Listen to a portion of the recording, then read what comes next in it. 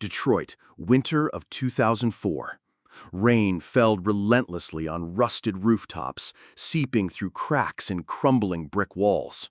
On the corner of Linwood and Dexter, a 10-year-old boy stood motionless in the shadows, hugging a torn backpack to his chest. His wide eyes were fixed on the flickering doorway of a battered auto shop. Inside, his father was getting beat down.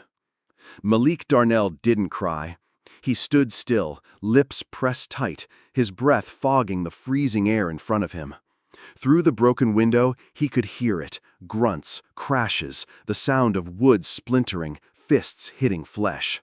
Then his father stumbled out. Marcus Darnell, once a towering man with shoulders like steel beams, collapsed onto the wet concrete. Blood dripped from the corner of his mouth, mingling with the rain. His eyes were fierce despite the bruises.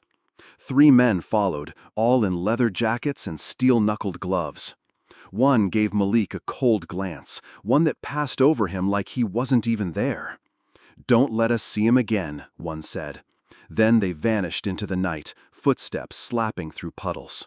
Malik rushed to his father, dropping to his knees. He reached out with his tiny hands, brushing a shaking shoulder. "I'm sorry," he whispered. "I should have come faster." Marcus chuckled through clenched teeth. "You gotta lose a few rounds to learn how to hit right." That was the first lesson Malik ever got in boxing. Not from a gym, not from a coach, but from a man with broken ribs and a broken past. That night, the two of them sat in silence in their small apartment. Leaks in the ceiling dripped onto the floor. The heating barely worked. Malik held a bowl of instant noodles in one hand and stared at the small TV across the room. On screen, Tyson versus McBride. Malik didn't care who won. He just watched how they moved, jab, weave, hook, watched how sweat flickered like stars under the ring lights. "I want to learn that," he said softly. Marcus glanced at the screen, then at his son. He stood, picked up a pillow, wrapped it tight around his hand like a pad. "Punch this," he said, "not with your arm, with your whole body." Malik stood up, narrow shoulders, clenched fist. A twist of his hips, thud. His first punch echoed softly through the quiet, musty room. The next day, Malik skipped school. Instead, he followed his dad to the auto shop. But while Marcus fixed engines, Malik stood in the alley behind the building in front of a brick wall covered in graffiti.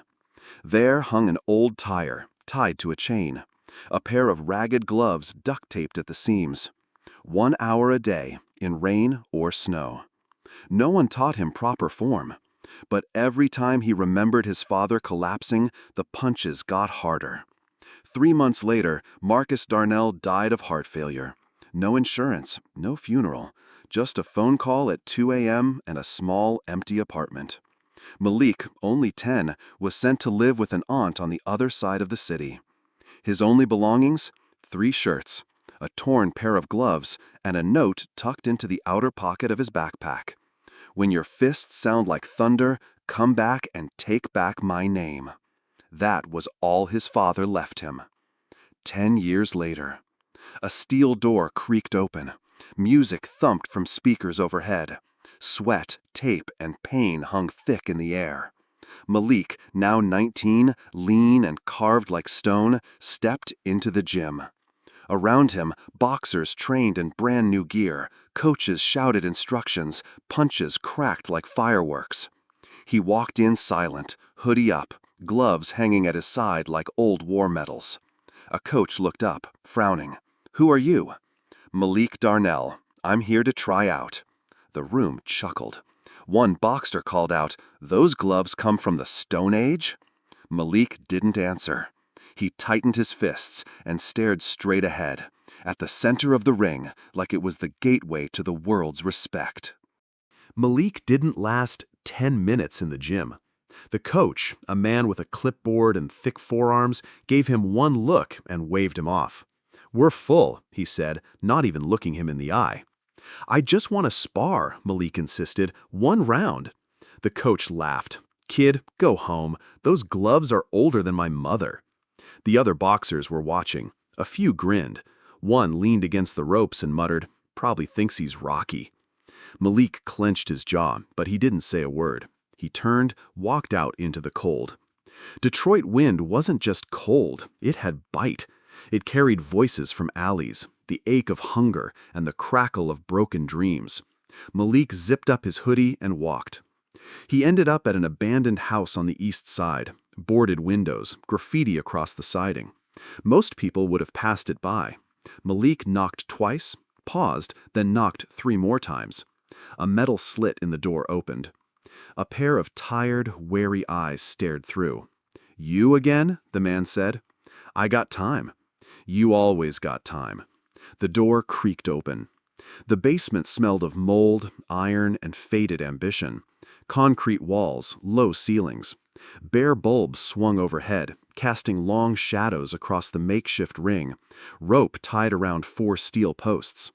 Old mats patched the floor, some peeling at the corners. There were no mirrors, no timers, just a heavy bag in one corner and a speed bag that hadn't been fast in years. This was not a gym. This was where ghosts trained. The man who opened the door lit a cigarette with trembling fingers. Earl, they called him. Once a contender, back in '89. Fought a title eliminator in Vegas, got knocked out in the 5th round, and never recovered, physically or mentally. But his eyes still saw. He watched Malik wrap his hands with torn cloth, no tape, no gauze. He didn't speak, just leaned back in a folding chair, smoke curling above him like a halo made of regret. Malik stepped onto the mat, faced the heavy bag, closed his eyes. Then came the rhythm. Left jab, right jab, slip, uppercut, shuffle, cross. Again, again, again. His movements weren't pretty, but they were purposeful. His feet found grooves in the floor like they'd walked the same battle 1,000 times. Sweat began to drip down his forehead, but his breathing stayed steady. Earl nodded slowly. "You hit like you mean it." Malik didn't stop. "That's the only way I know." The hours passed. Most nights there were others. Lost kids, washed-up fighters, a drunk or two who still thought they had one more round in them. But that night, it was just Malik and the ring. "Why you keep coming here?" Earl finally asked. "'Cause nobody else lets me." Earl puffed his cigarette. "You want fame? Money? I want respect." Earl chuckled. "Then you picked the wrong sport." Malik finally stopped, turned to face him. "I didn't pick it. It picked me." Silence fell. Earl stubbed out the cigarette, walked over. He eyed Malik's stance, adjusted the boy's elbow with 2 fingers. "Your father ever box?" Malik nodded once. "He taught me one thing. You gotta lose a few rounds to learn how to hit right." Earl paused. "Marcus Darnold?" Malik's head jerked up. "You knew him?" Earl let out a long sigh. "We fought, long time ago, before it all went sideways. Your old man, he didn't care about looking good. He just kept coming." Malik smiled faintly. "Sounds about right." Earl grunted. Then he pointed to the speed bag. "Let's see if you can make that thing sing." For the next month, Malik returned every night. Rain, snow, it didn't matter. He worked drills until his knuckles bled through the wraps, shadowboxed until his legs gave out. Earl didn't praise, didn't coddle, but he watched, corrected, cursed when needed. And little by little, the boy who punched out of grief began to punch with purpose. Then one night, Earl brought out a folded paper. "Underground card," he said. "Some joker's putting together an unsanctioned match. No money, no rules. You in?" Malik didn't hesitate. "Who's the opponent?" Earl shrugged. "Some local brawler named Rico. Big, mean, likes to showboat." "Good," Malik said. The fight was set for Friday, midnight, in a warehouse behind an old tire shop. Word spread fast. Locals gathered, forming a circle around the taped-up ring. Beer cans clinked, bets exchanged hands, music thumped from a rusty stereo. Malik stepped through the crowd, hoodie up, gloves in hand. No entrance music, no nickname, just silence. Rico was already there, shirtless, flexing, slapping his chest. "This the toothpick I'm fightin'?" Malik didn't respond. The bell rang, a wrench hitting a pipe. Rico rushed in like a bull. Malik ducked, 1-2 combo, moved. Rico laughed, swung wild, missed. Malik pivoted, body shot, another, step back. The crowd was restless, they wanted blood. But Earl, standing by the wall, smiled. By round 3, Rico's punches slowed. By round 4, Malik's gloves whispered like wind, cutting through defenses, finding ribs, temple, chin. Then came the moment. Rico lunged with a right hook. Malik slipped under, countered with a left uppercut. Rico dropped like a brick. The crowd gasped. No count, no ref, just silence. Malik turned, walked out, gloves still raised. Earl caught up with him outside. "You're not a fluke," he said quietly. "I know," Malik replied. That night, Malik walked alone through the city. The wind howled, but his steps were steady. Somewhere deep in his pocket, that note from his father remained folded, worn, soft, unread for years. But tonight, the words echoed anyway. "When your fists sound like thunder, come back and take back my name." The flyer was crisp, the logo embossed in gold, the kind of branding that screamed prestige. Ironclad Boxing Academy, tryouts this Saturday, all welcome, must be 18 plus. Malik stared at it for a long moment. He'd found it taped to the side of a vending machine at the corner store, wedged between a flyer for payday loans and a missing dog. Ironclad. The name echoed like myth, a place where champions were made, molded from sweat and pedigree. Malik had seen their fighters on TV, slick footwork, million-dollar smiles, trainers in matching tracksuits. You didn't just walk into Ironclad, you were invited. But the flyer said, all welcome. So Malik showed up. Saturday morning. The gym was wrapped in chrome and glass, a beacon in a sea of decay. The lobby had leather chairs. The water came from bottles, not taps. Flat-screen TVs played loops of title fights. Framed photos of champions lined the walls. Malik stood out the second he stepped inside. No gin bag, no name-brand gear, just a patched hoodie, fraying hand wraps poking from the sleeves, and an old mouthguard tucked into his sock. The receptionist glanced up, blonde ponytail, tablet in hand. "Are you here for the tryouts?" "Yes," Malik said. She scanned him. "Do you have a manager?" "No." "Coach?" Malik hesitated, sort of. She gave a polite, closed-lip smile and pointed toward a hallway. "Tryouts are in the main ring, third door. You can wait there." The main gym was huge. 3 rings, full-length mirrors, ropes so clean they gleamed. Heavy bags lined one wall like obedient soldiers. Trainers barked orders, and boxers moved with the confidence of people who knew they belonged. Malik sat on a bench in the corner, eyes low, shoulders tight. He watched as other hopefuls arrived, most in groups, some laughing, comparing gloves, taping each other's wrists. One kid wore a robe with his Instagram handle embroidered on the back. Malik waited. And waited. Finally, a man walked in with the posture of someone used to being obeyed. Coach Langston, head trainer of Ironclad. Tall, clean-shaven, voice like gravel. "All right," he growled. "You're here because you think you've got what it takes. I'm here to prove most of you don't." The tryouts began. They started with jump rope, then burpees, then footwork drills. Dozens of hopefuls, half of them winded after 10 minutes. Malik moved through it silently, focused, controlled. His rhythm was raw but efficient. "Bag work," Coach barked. They moved to the heavy bags. The thuds echoed like war drums. Malik took his position at the end, away from the mirrors, and began to hit.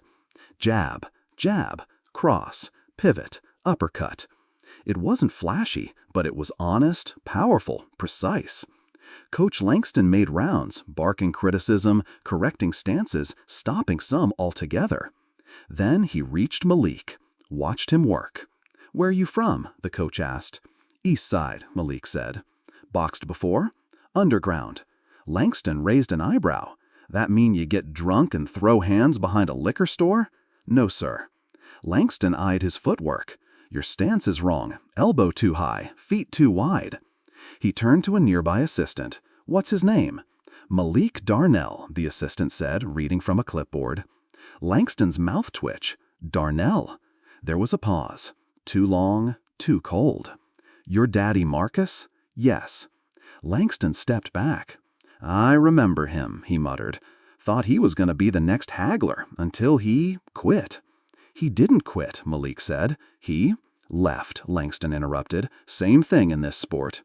Malik's jaw tensed. "I'm not my father." "No," Langston said flatly. "You're not." He walked away. Hours passed. The final round of tryouts was sparring. The ring smelled of leather and sweat and nerves. Malik was paired with a boy named Aiden, tall, clean footwork, clear favorite.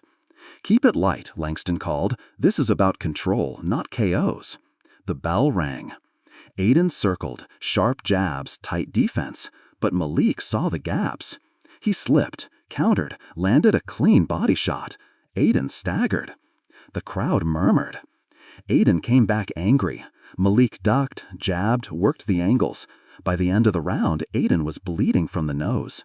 His trainer threw a towel in frustration. Langston climbed into the ring. He didn't speak for a moment. Then he pointed at Malik. "You fight like you've got something to prove." "I do." "You're too angry." "I'm focused." "You're not ironclad material." Silence. Malik stepped forward. "Why? Because I don't have a manager? Because I'm not pretty?" Langston shook his head. "Because you fight like a stray dog. Wild, ugly. People don't pay to see that. They pay for polish. I dropped your guy. He's a sparring partner, not a fighter. You said this was about proving ourselves." Langston turned his back. It was. He called out over his shoulder. "Next." Malik walked out alone. The sky was darkening. The streets were empty. He stopped at a bus stop, dropped onto the bench, and sat in silence. He didn't feel tired. He felt something worse.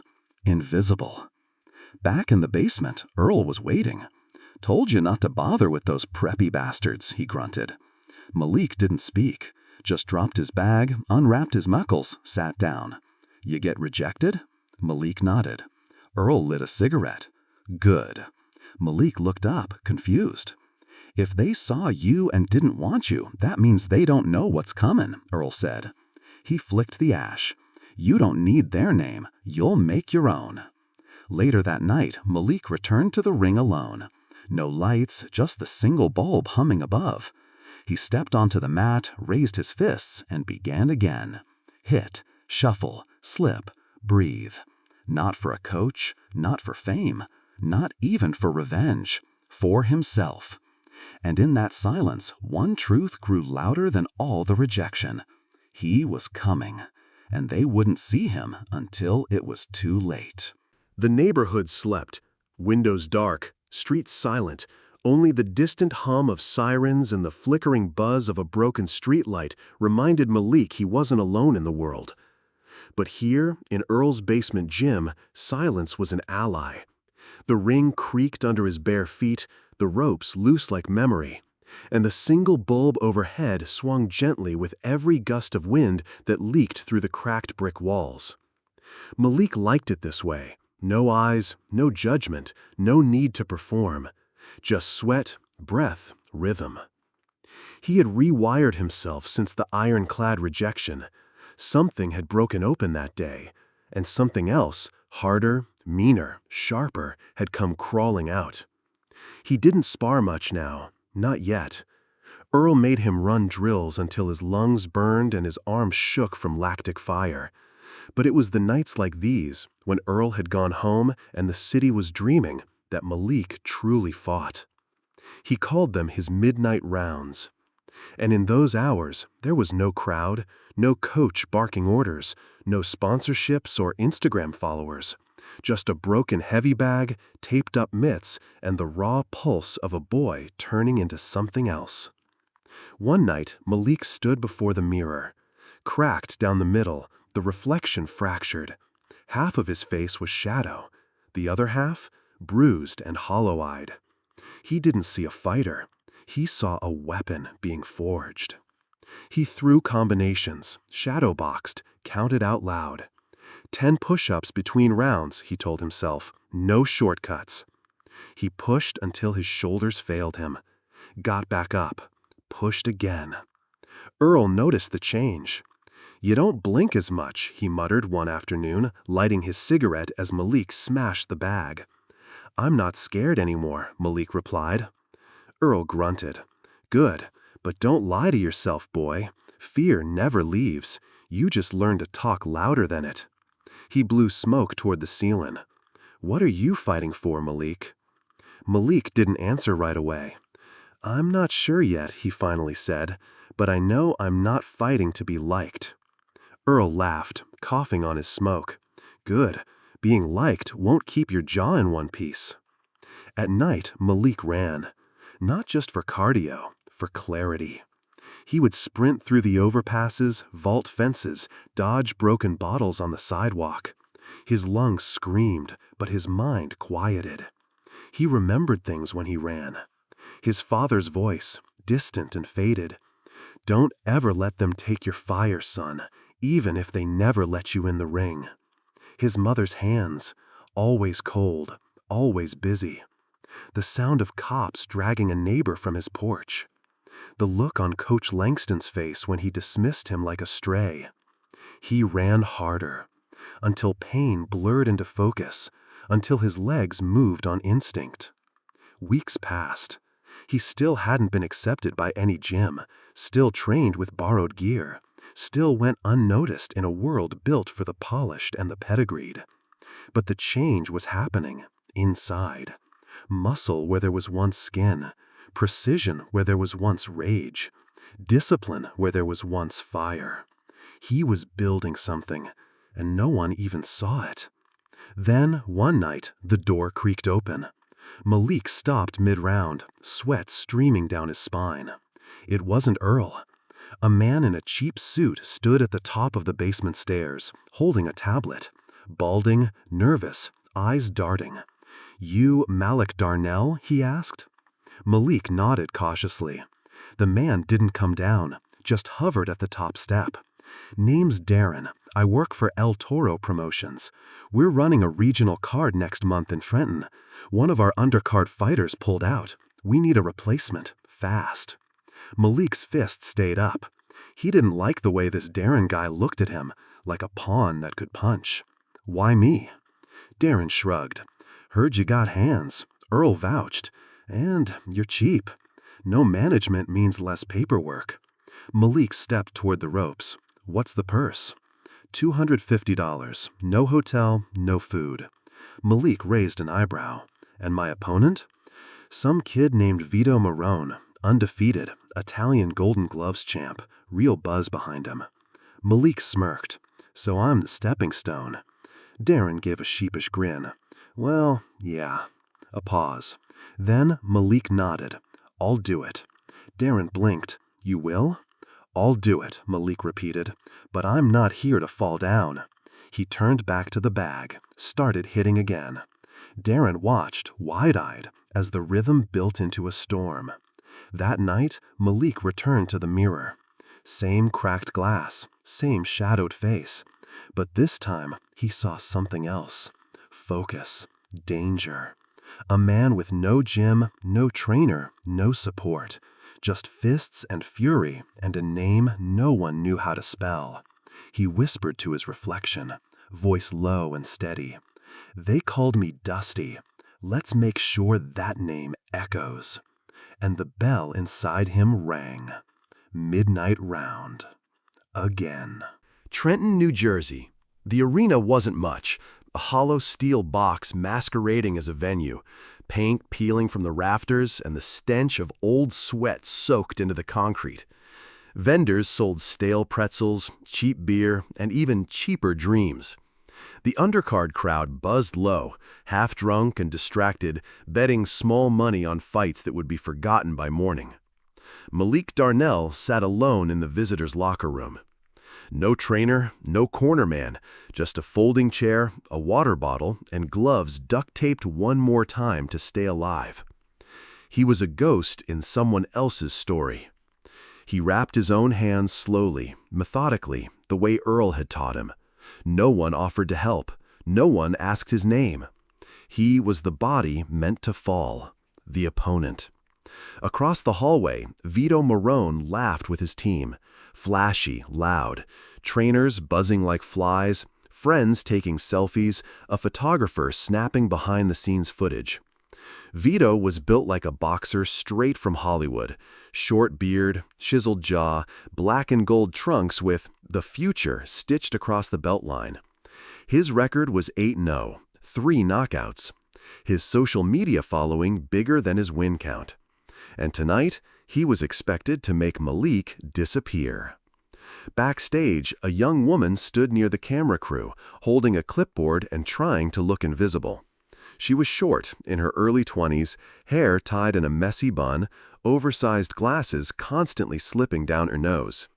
Her name was Zora King. She wasn't a journalist, not really, just an intern shadowing the event's media coordinator, tasked with logging B-roll and managing interview requests. But she had a habit, an inconvenient one. She watched the wrong people. And tonight, while the cameras stayed on Vito, she turned her lens elsewhere. She saw Malik, alone, silent, stretching in a dark corner. And something clicked. Zora's camcorder hummed as she zoomed in, fascinated by his stillness. Not arrogance, not nerves, focus. He moved like he wasn't here to win or lose, but to reveal something. Zora scribbled a note on her clipboard. Find out who he is. The ring announcer's voice crackled through the PA system. Next up, 4 rounds in the super lightweight division. In the blue corner, hailing from Detroit, Michigan, with no official record, Malik "Dusty" Darnell. A few scattered claps, mostly silence. No music, no entourage, just Malik walking slowly toward the ring. Hood up, eyes low. Zora filmed every second. In the red corner, with a record of 8-0, representing Jersey City, Vito, the Future, Marrone. The crowd erupted. Spotlights spun. Eye of the Tiger blared from the speakers. Vito jogged out like a champion already crowned. The contrast was brutal. Round 1 began. Vito came fast, cocky and explosive. Sharp jabs, flashy footwork. He peppered Malik with showboating combinations. Malik didn't swing much, just studied. His hands stayed high, elbows tight. He was calculating angles, testing reactions, watching the way Vito dropped his left after every overhand. Zora watched too, perched near the ring, heart pounding as her camera trembled in her grip. She saw what others missed. Malik wasn't overwhelmed. He was waiting. Round 2. Vito's confidence grew. He danced, taunted, even raised his gloves like the fight was over. Then he threw a wild right hook. Malik slipped it, barely, and answered with a brutal liver shot. The crowd gasped. Vito folded for half a second before recovering, but something had shifted. He wasn't smiling anymore. Round 3. Now Malik moved first. He wasn't fast in the flashy sense, but efficient, precise. Every jab came with a purpose, every weave with intention. Zora filmed wide-eyed. She recognized it now. This wasn't luck. This was a fighter who had been forged in silence, in basements, on sidewalks, with no audience but his own pain. Between rounds, Malik sat on the stool he dragged in himself. No trainer, no advice, just water and breath. Across the ring, Vito's team scrambled. "He's not some nobody," one whispered. "He's baiting you," another warned. Vito's smile was gone. Round 4. Final round. Malik knew he wouldn't win on the cards. The crowd, the judges, the narrative, it all leaned toward Vito. So he made a decision. Go for the moment, not the decision. He feinted a jab. Vito lunged, and Malik unleashed a perfectly timed counter, a clean right cross, followed by a savage left hook that caught Vito on the chin and spun him. Vito hit the canvas. The crowd exploded. Zora dropped her camera. For a second, she forgot to breathe. The referee started the count. Vito made it up at 9. The bell rang 30 seconds later. Fight over. Majority decision, Vito Marone. Boos mixed with cheers. Confusion reigned. But no one looked at Vito. They looked at Malik Darnell. He had arrived unknown, left unforgettable. Backstage, Zora cornered him as he exited through the back door into the cold night. "You're Malik, right?" she asked, breathless, holding up her camera. He paused, sweat still dripping down his jawline, knuckles red and swollen. "Yeah." "Where'd you learn to fight like that?" He shrugged. "Detroit," he said. "Alone." She smiled. "I think the world just met you." Malik looked past her, at the night stretching out in front of him like a promise. "No," he replied. "They just noticed. They ain't met me yet." By morning, the video had 3.2 million views. Someone from the nosebleeds had caught it on a shaky phone. Malik's counterhook, Vito collapsing, the stunned silence that followed. A local boxing blog posted it with the headline, "Unknown Fighter Drops the Future." Then Reddit got hold of it.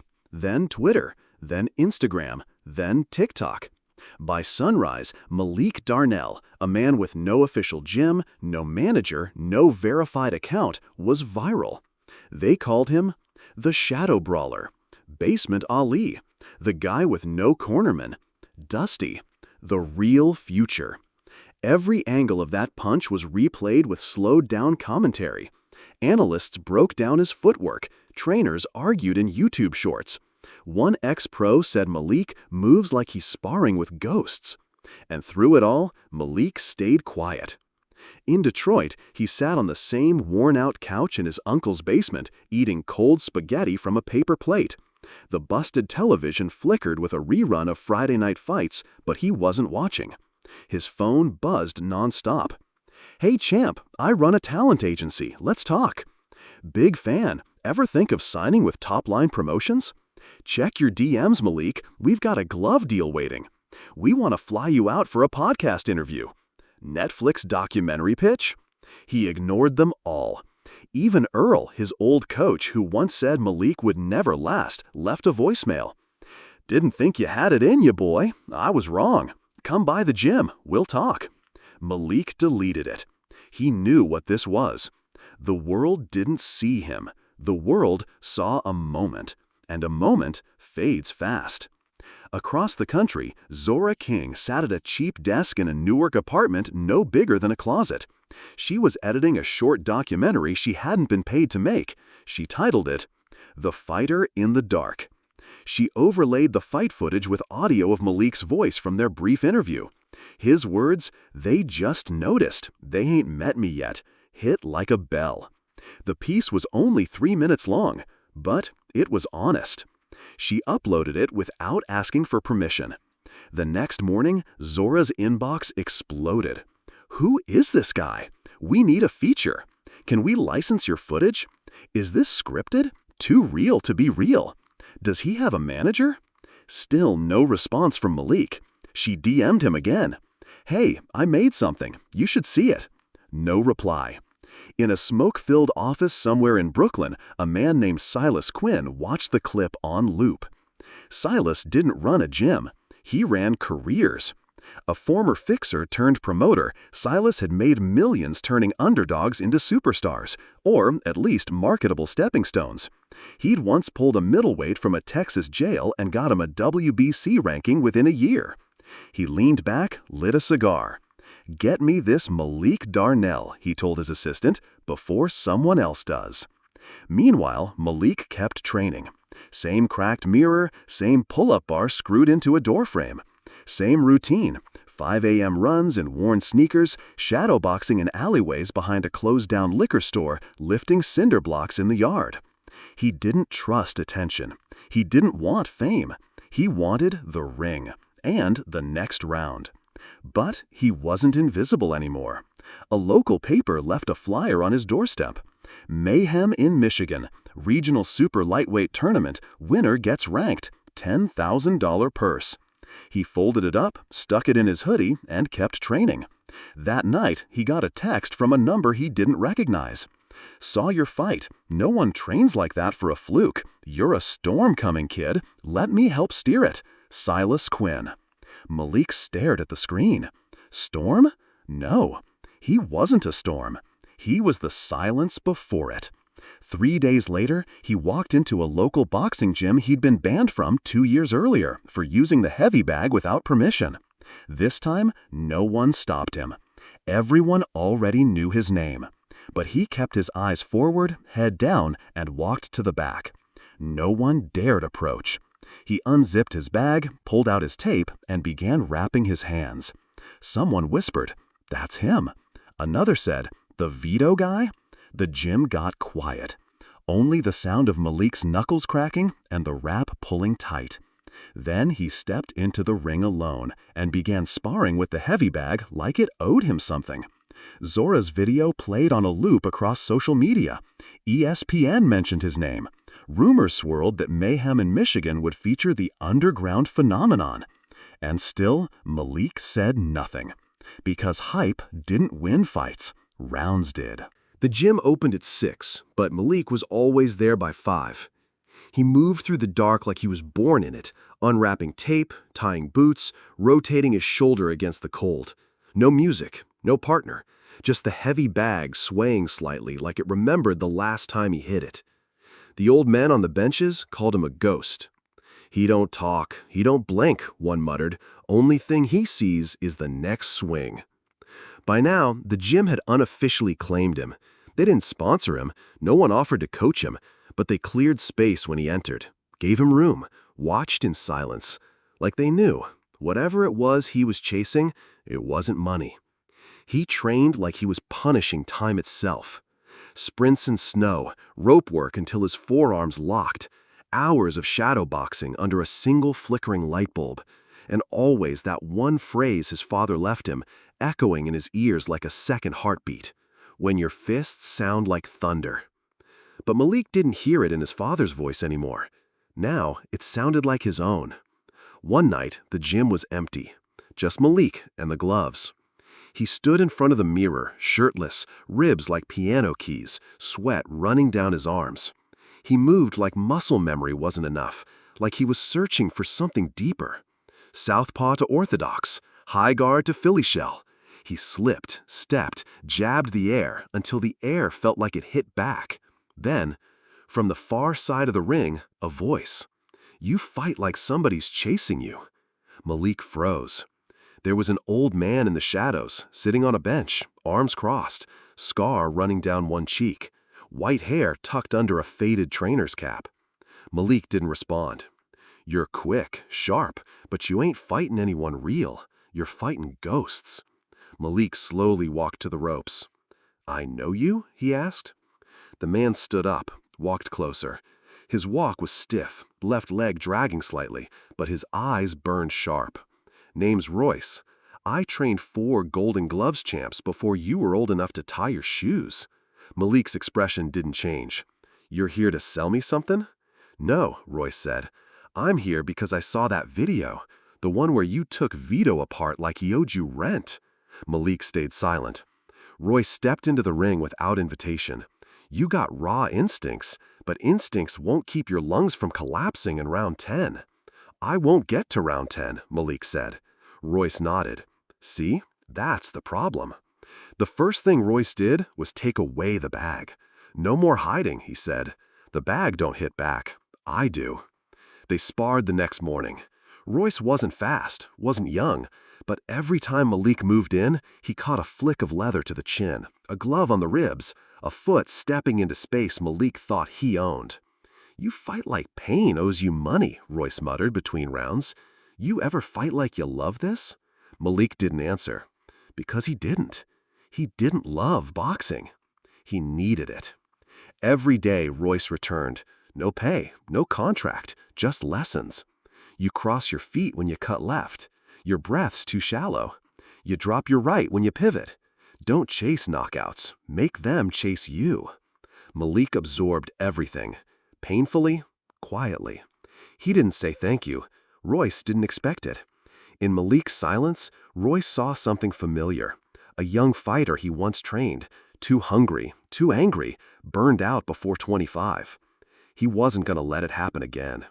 One night, Malik finished 10 rounds on the mitts without dropping form once. Royce leaned back and nodded. "You're ready." "Ready for what?" Royce handed him a manila envelope. Inside, a registration form for Mayhem, Michigan. Malik read it, then looked up. "I don't have a manager. No sponsors." Royce tapped his chest.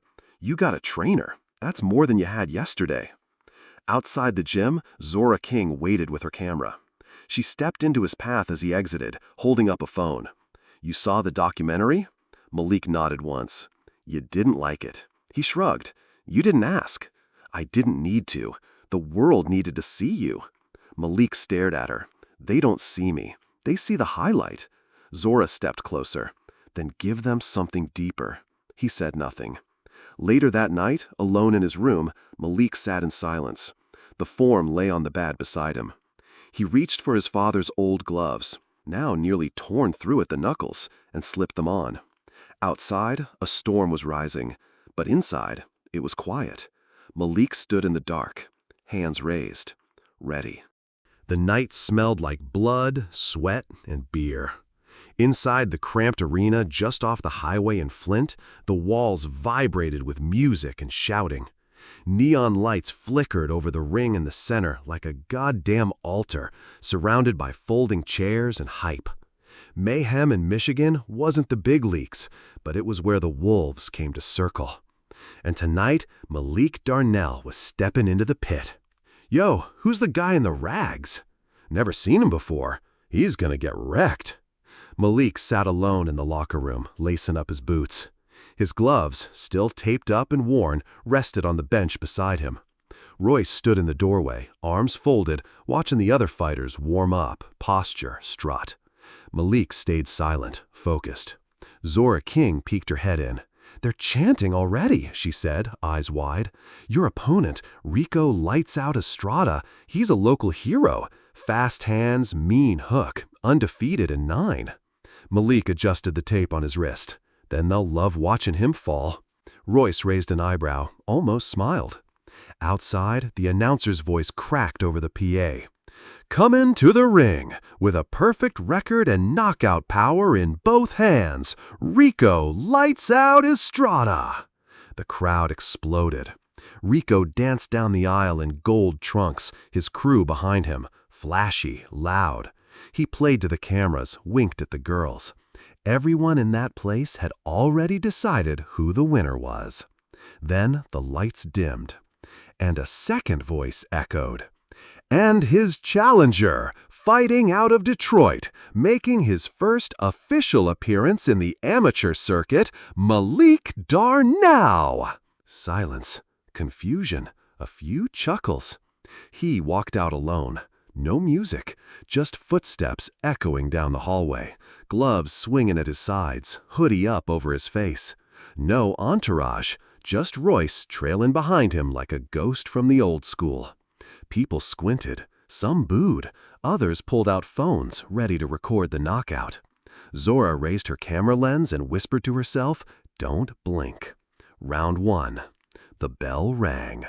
Rico moved in fast, dancing like lightning, jab in the air, testing range. Malik didn't bite. He kept his hands high, eyes locked.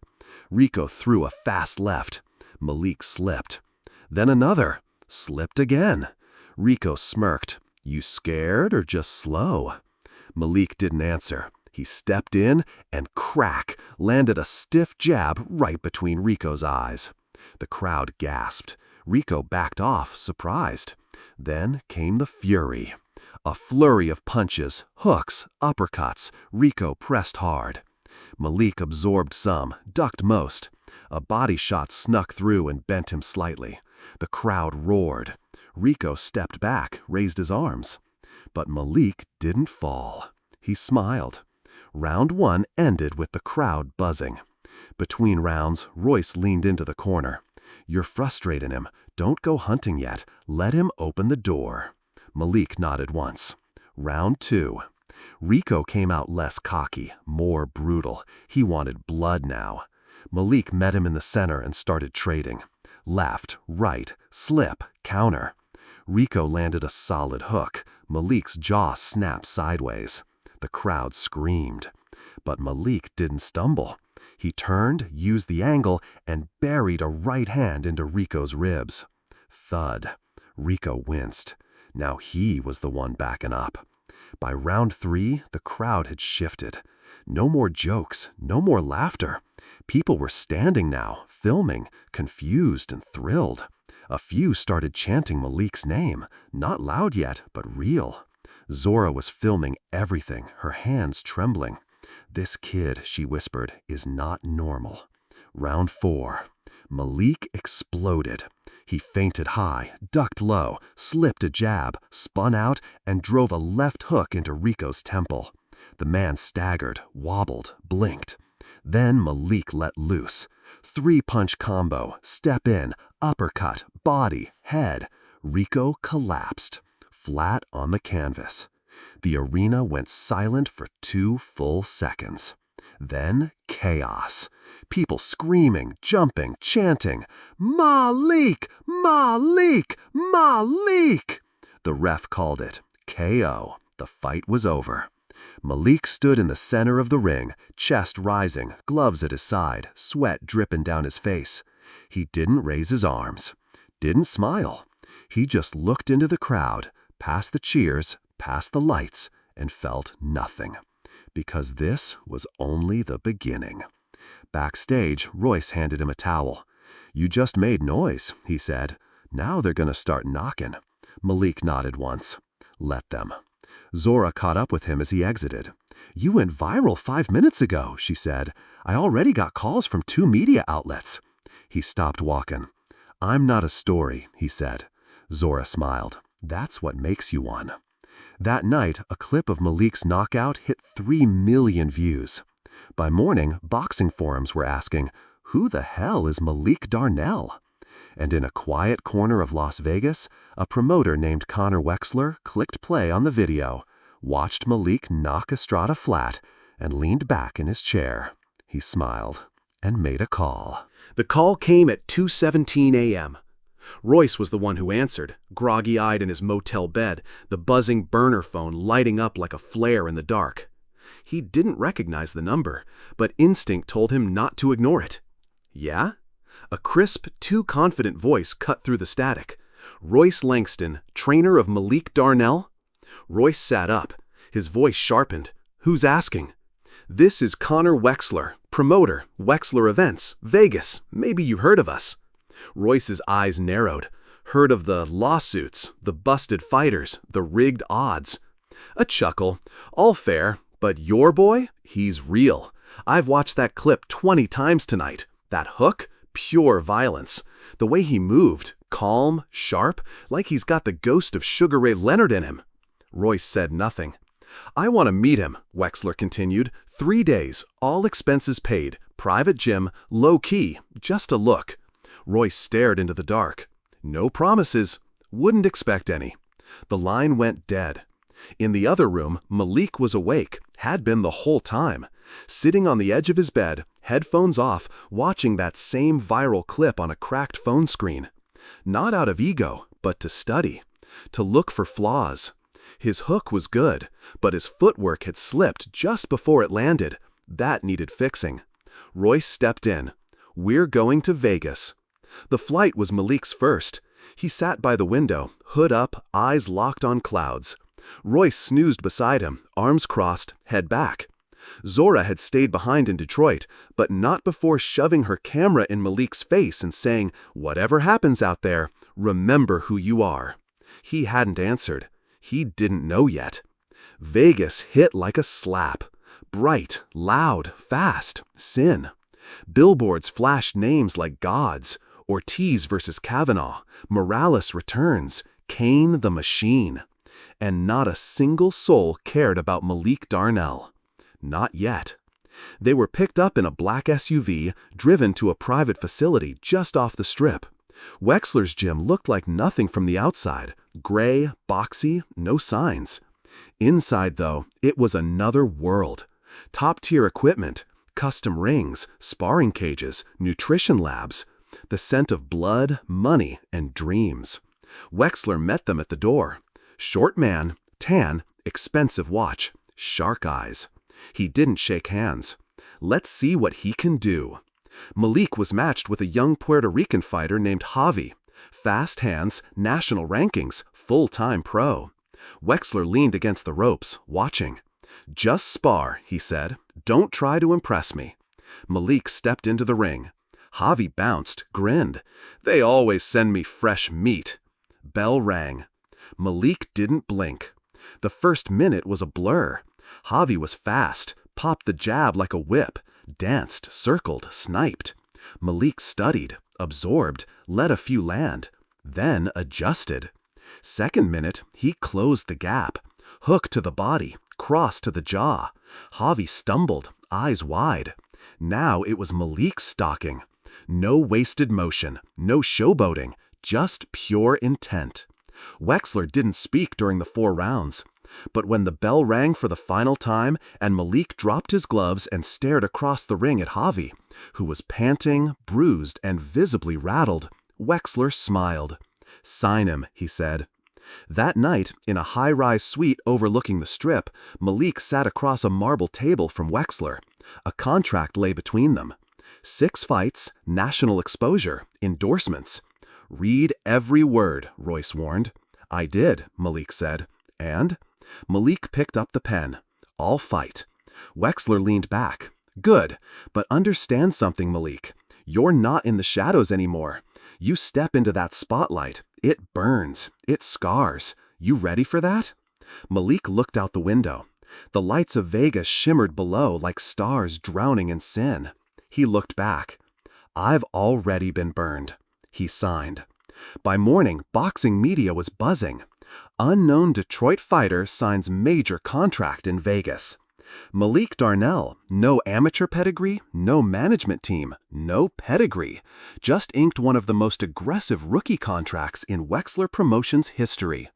And, in a quiet apartment in Flint, Rico Estrada watched the news with ice on his ribs and rage in his eyes. "He got lucky," he muttered. But even he didn't believe it. Malik stood alone that night on the hotel balcony, gloves slung over his shoulder, city lights painting him gold. He didn't smile. He didn't cheer. He just closed his eyes and whispered to no one. Round 1. The arena in Reno wasn't large, but it was loud. Sweat, nacho cheese, and the musk of adrenaline soaked the air. Over 2,000 people filled the stands, cheering for fighters they barely knew, fighters whose names were stitched on cheap silk robes and announced with exaggerated bravado. Malik Darnell stood behind the curtain, in the shadows, his gloved hands at his sides. His robe was plain, black with no logo, just the word Dawn stitched in silver thread across the back. It wasn't a nickname, it was a promise.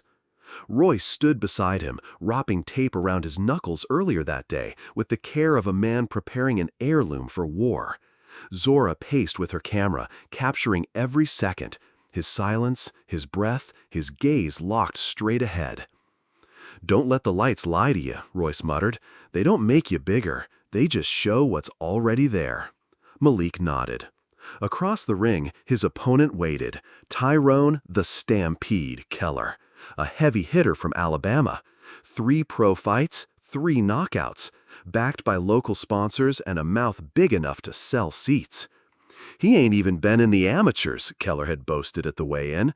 "Man's got no chin, no pedigree, no business in my ring." Malik didn't respond then. He wouldn't respond now. "Ladies and gentlemen, fighting out of the red corner." The announcer's voice rose. The crowd roared. "And fighting out of the blue corner, making his professional debut, Malik Don Darnell." Boos, a few cheers, mostly indifference. But Malik wasn't here to win applause. He came for silence, the kind only earned through domination. Bell rang. Round 1. Keller came charging, right hook, wild and wide. He wanted a highlight. He wanted blood. Malik stepped aside, perfectly timed. No wasted movement. Jab, slip, hook to the ribs, another jab, then out. The crowd didn't notice yet, but the corner did. By round 2, Keller's grin had faded. Sweat ran like fear down his temples. By round 3, he was lunging, swinging for ghosts. Malik didn't run. He circled, studied, delivered precise punishment. Body shots that took breath, jabs that disrupted rhythm, footwork that kept Keller confused and off balance. Commentators began whispering it. This kid's the real deal. Never seen someone this composed in a debut. He's fighting like he's got old souls in his gloves. Round 5. Royce gave one instruction: make him sit down. Malik touched gloves, stepped forward, and turned into a storm. 1-2, uppercut, step back, left hook. Keller staggered, caught, swung wild. Malik ducked, crack, a straight right to the jaw. Keller fell backward like a tree cut from the base. Flat. Out. Referee didn't even count. The crowd gasped, a beat of silence, then eruption. It wasn't cheers, not yet. It was recognition. Zora caught every second, camera trembling in her hands, tears in her eyes, not from emotion, from knowing. She had just filmed the start of something that would never be small again. Backstage, Malik sat on a stool, sweat dripping, hands unwrapped. He didn't smile. He didn't pose. Wexler stormed in, ecstatic. "You just blew the roof off this place. ESPN wants post-fight. Dazan's asking questions. We'll book the next fight by Tuesday." Malik looked at Royce, then at Zora. "No interviews tonight." Wexler blinked. "What?" "I came here to fight, not to talk." Wexler hesitated, then grinned. "Fine, mysterious. I like it. We'll spin it." He left. Royce crouched beside him. "How do you feel?" Malik finally cracked a small smile. "Like I just rang the bell." Royce tilted his head. "What bell?" Malik looked up at the ceiling, at the lights, at the noise still vibrating through the walls. "The one they tried to keep me away from." That night, a headline made its ways online. "Who is Malik Darnell? Detroit's mystery man knocks out the hype in round 5." And far from Reno, in a luxury penthouse in Los Angeles, a middleweight world champion named Deshaun Savage watched the clip. Alone. Silent. He sipped his whiskey, leaned forward, and muttered to no one. "Let's see if you can last 12. Los Angeles, 3:04 a.m. The city slept in gold and silence. But inside a penthouse overlooking Sunset Boulevard, the air was thick with flickering screens and low jazz music. On a leather couch sat Deshaun Savage Briggs, undisputed middleweight champion of the world. His robe hung open, muscles carved from war and millions. In one hand, a glass of bourbon, sweating with neglect. In the other, a remote, paused on the final frame of Malik Darnell's knockout punch. The kid's form was flawless. No wild celebration, no dance, just stillness. Control. Deshaun leaned back. For a second, the corner of his mouth twitched. Not quite a smile, not quite a scowl. The kind of expression a lion makes when it sees a young cub charge a deer clean. Behind him, his manager, Colton Price, stood uneasy. "He's young, raw, one fight in the pros. You don't need to worry." Deshaun didn't respond. "He ain't fought no one that matters," Colton continued. "And Vegas already lining up your title defense. Some Eastern Euro killer, 5-inch reach, old-school jab, all that. Let this Malik kid run the undercards." Deshaun clicked play again. Malik's punch hit the screen in slow motion. Keller's mouthguard flew into the air. His eyes rolled back. The crowd stunned silence, the kind that even TV couldn't mute. "Where's he from?" Deshaun asked softly. "Detroit." Deshaun's eyes narrowed. "West Side?" Colton checked his phone. "Yeah, Linwood and Dexter area, apparently. Went through 5 gyms in 2 years. No official amateur record. Nobody took him seriously." Deshaun stood up slowly, stretching like a predator ready for a run. They will now. The next day, Malik was back in Detroit. No parade, no billboards, just snow. He didn't care. Royce picked him up from the airport in a truck that rattled like it held grudges. They rode in silence for a few minutes until Royce muttered, "Vegas wants you for an undercard in 3 weeks. Big arena, real eyes on it." Malik nodded.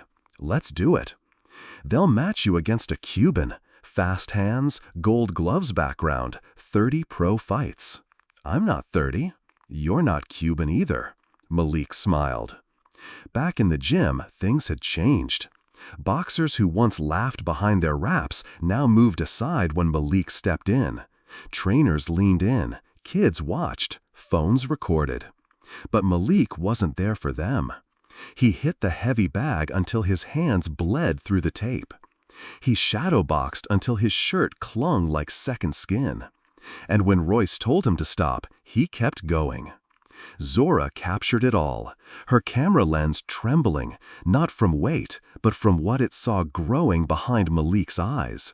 Something unbreakable.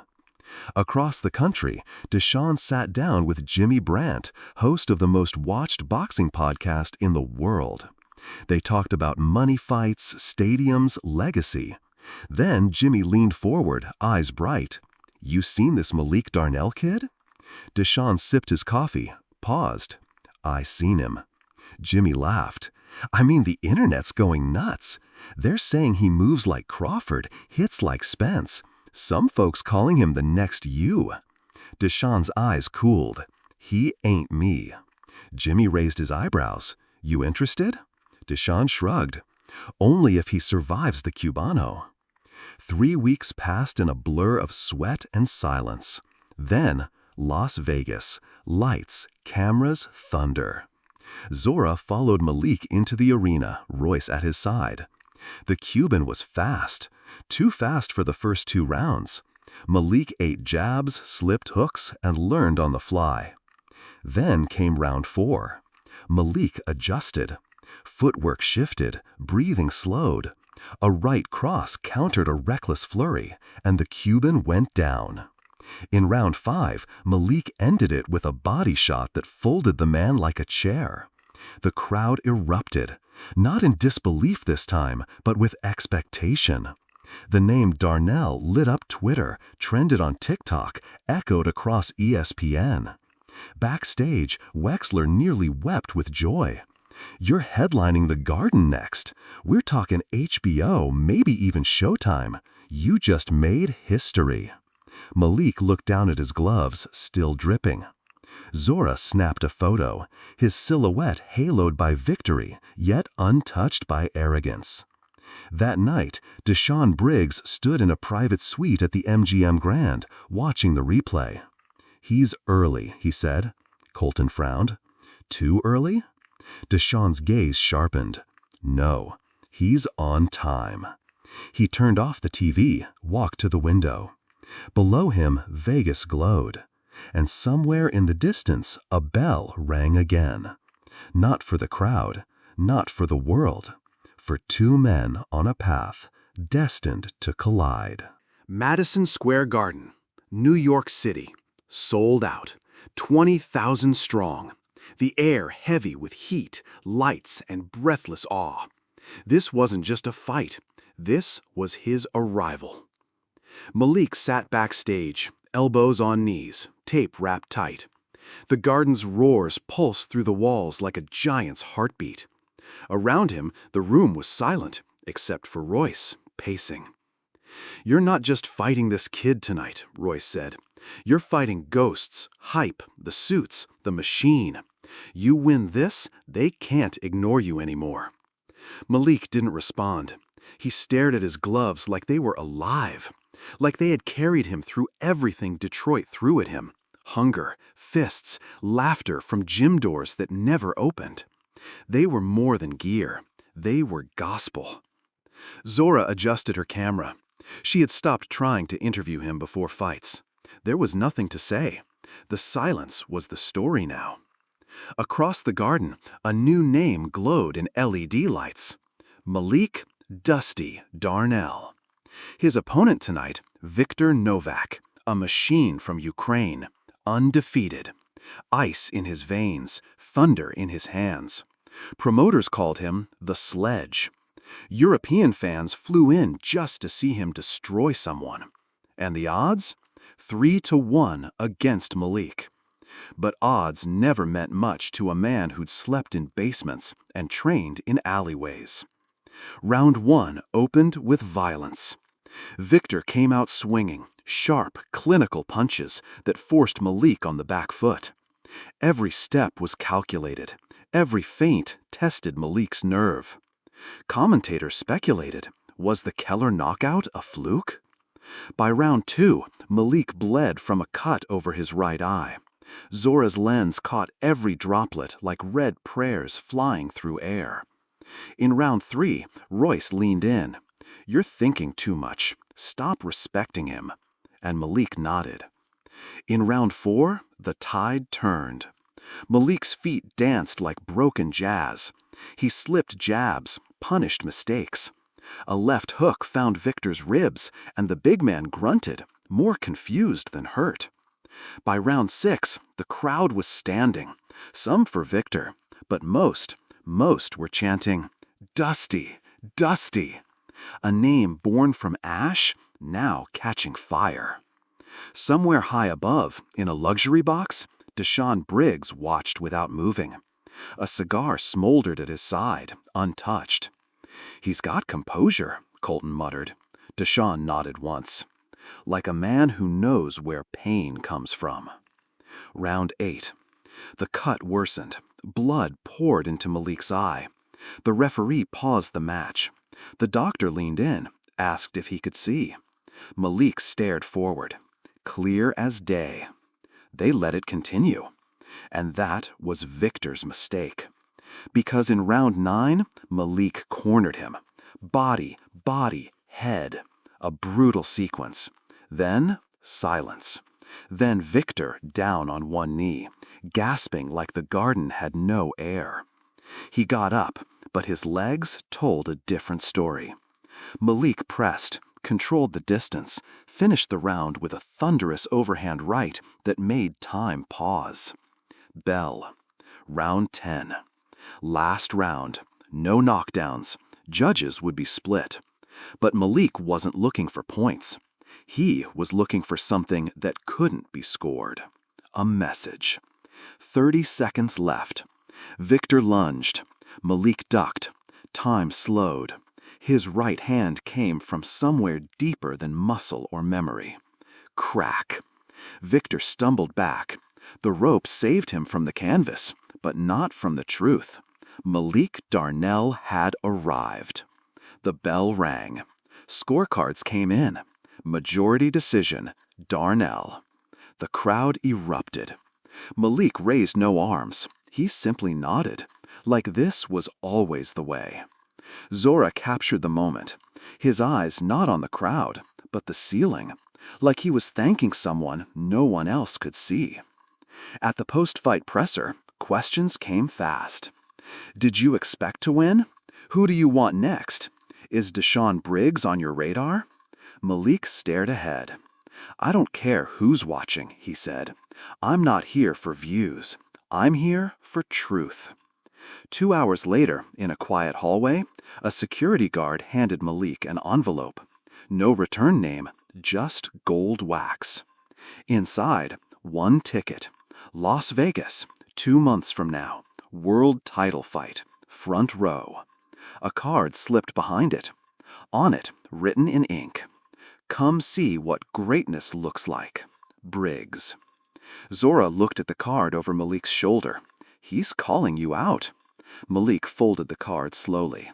"No," he said, "he's warning me." But behind his words, his knuckles twitched. Not with fear, but with fire. Las Vegas, 2 months later. The city shimmered like a diamond on fire.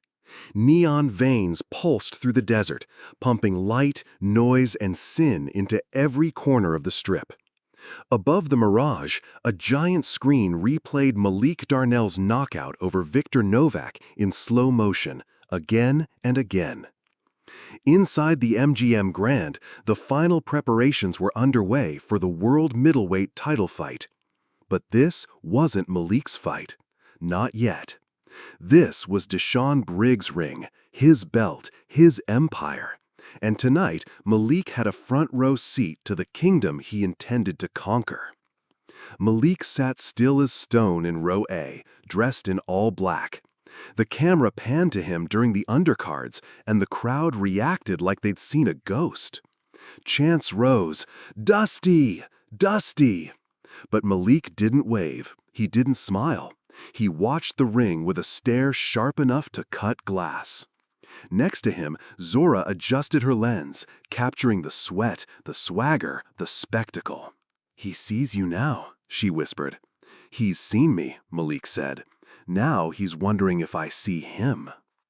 The main event began. Deshaun Briggs walked into the ring like a god wearing gloves. 33 wins, no losses, 28 knockouts. He didn't just win, he ended careers. His opponent? A respectable contender, hungry, fast, but the moment the bell rang, it was clear they were in different universes. Briggs moved like poetry written in violence. By round 3, the other man was bloody and broken. In round 4, Briggs toyed with him, talking, grinning, slipping every punch by millimeters. Then a clean hook. The challenger hit the canvas like a dropped puppet. KO.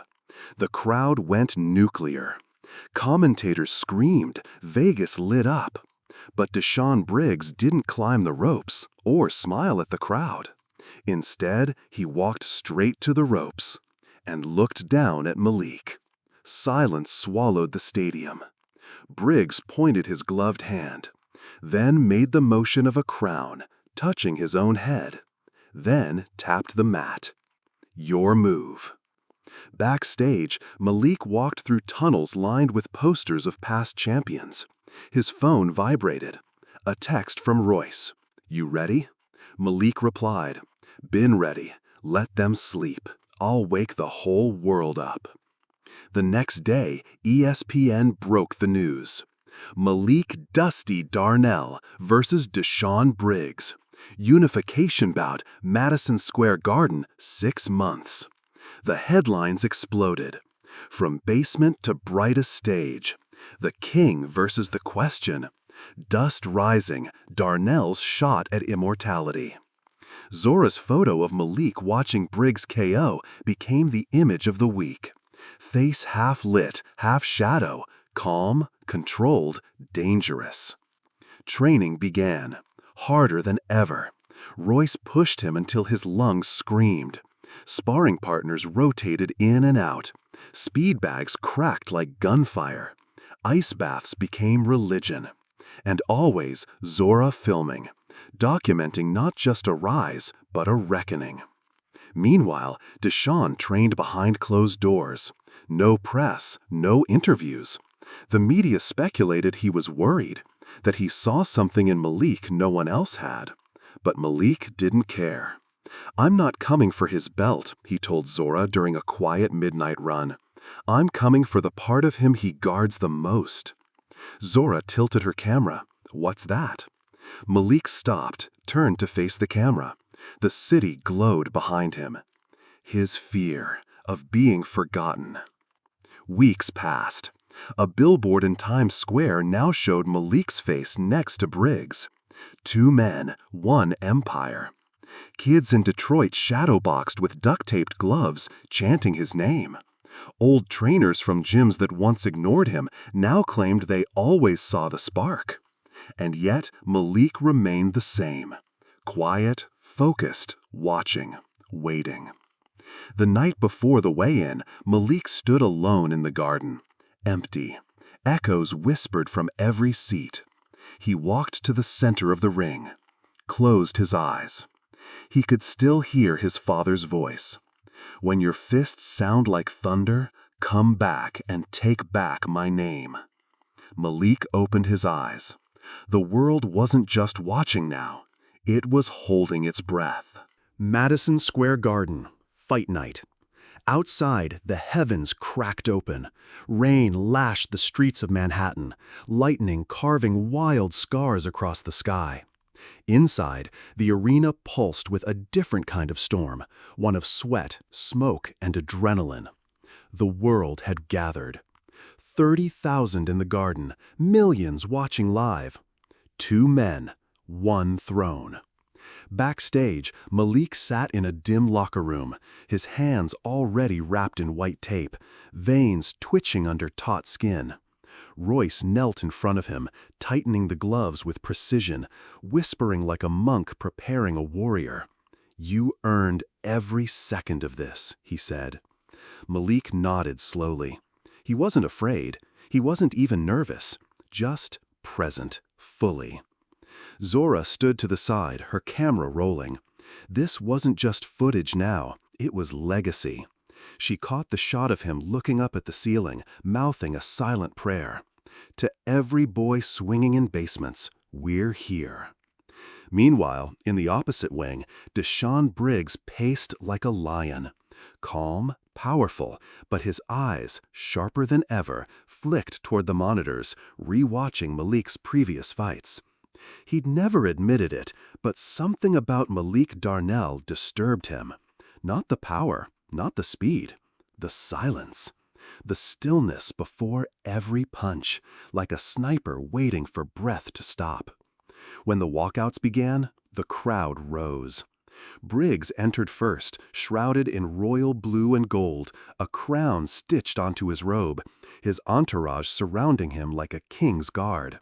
Fireworks exploded as he climbed into the ring. Then came Malik. No dancers, no show, just black trunks, black robe, and that same duct-taped pair of gloves hanging from his neck, his father's. He walked alone. The air thickened. The garden held its breath. Round 1. They didn't touch gloves. Briggs came out fast, testing the waters. Jab, jab, feint. Nothing landed clean. Malik didn't bite. He watched, slipped, circled. By the end of the round, he'd only thrown 3 punches. 1 grazed Briggs's chin, enough to mark territory. Round 2. Briggs upped the pressure. Body shots, hooks. He backed Malik into the ropes, but the younger fighter spun out, countered, and tagged him with a clean right. Crowd, "Oh!" Briggs smiled. Malik didn't. Rounds 3 to 5. A war of adjustments. Royce barked from the corner. "He's trying to break your rhythm. Don't let him drag you into his world." But Malik had already seen it. Briggs wasn't just a puncher. He was a mirror. Every mistake was amplified, every hesitation punished. Still, Malik chipped away. Quiet, relentless, like water finding cracks in stone. Round 6. Rain thundered above the roof. Briggs landed a savage uppercut. Malik stumbled. The crowd surged. Zora gasped behind her lens. But Malik didn't fall. He smiled for the first time and nodded. Briggs's eyes flickered, uncertain, for the first time in years. Round 7. Malik owned the round. Body shots that bruised the ribs. Short hooks that made the champ blink twice. Commentators changed their tone. He's here, he's real, and he's dangerous. Round 8. Clash of heads, accidental. Blood streamed from above Malik's left eye. Ref called a pause. Doctors leaned in. Royce protested. Malik waved them off. "I see enough," he growled. He touched the blood, rubbed it on his glove. A signal. "Let's finish this." Round 9. The garden transformed. No more chance, just roaring chaos. They traded. Brutal, clean. Then came the moment. Malik ducked under a right hook, stepped in, and let go a left uppercut from the ground up, the kind you only throw once in your life. Boom. Briggs's head snapped back, down. The champion lay on his back, staring at the lights. Referee counted. 1, 7, 8. Briggs rolled, got to his knees. 1, 9, 10. The bell rang. Madison Square Garden erupted. Malik didn't jump, he didn't scream. He stood there, fists clenched, as if the ghost of his father had just tapped him on the shoulder and whispered, "You did it, son." The belt was placed on his shoulder. Zora ran in, tears streaming, camera forgotten. Royce hugged him so hard Malik winced. Reporters swarmed. Flashes exploded. One question rang out. "Malik, what now? What do you say to the world watching?" He looked into the nearest lens, eyes calm. Never let them decide your ceiling. In Detroit, kids screamed in front of old TVs. In Harlem, gym walls shook with joy. In basements around the world, fists started swinging in silence. Malik Darnell was no longer the underdog, no longer the shadow, no longer the ghost. He was the champion, and the world was no longer just watching. It was following.